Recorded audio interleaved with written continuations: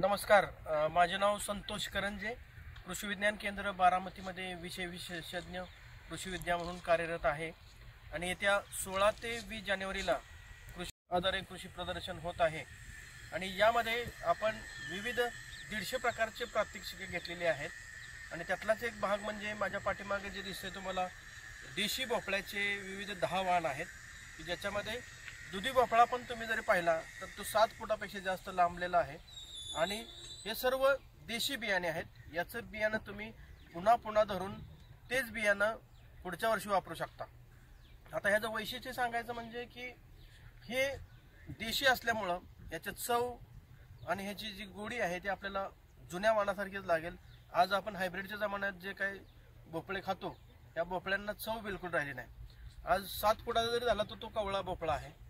त्याच्यामध्ये उत्पादन जर बघायचं झालं तर आपल्या नेहमीच्या हायब्रिड भोपळ्यापेक्षा दुप्पट येणार आहे आणि सगळ्यात महत्त्वाचं हे देशी असल्यामुळं कमी पाणी, कमी खतं, कमी औषधामध्ये येणारे वाण आहेत, म्हणजे शेतकऱ्यांचा खर्च वाचणार आहे।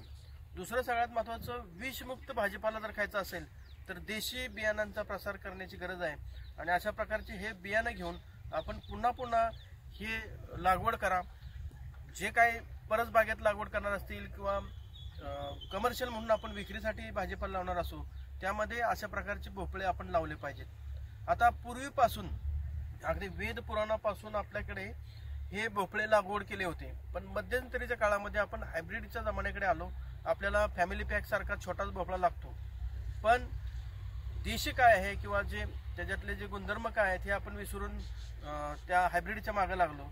त्याच्याऐवजी इथं आम्ही 10 प्रकारचे भोपळे दाखवलेत, जो दुधी भोपळा आहे, तुंबडी भोपळा आहे, त्याच्यानंतर पुंगी भोपळा आहे, पुंगी आपण तयार करतो त्याच्यासारखा भोपळा आहे, किंवा पोहायसाठी आपल्याला मोठे भोपळे लागायचे।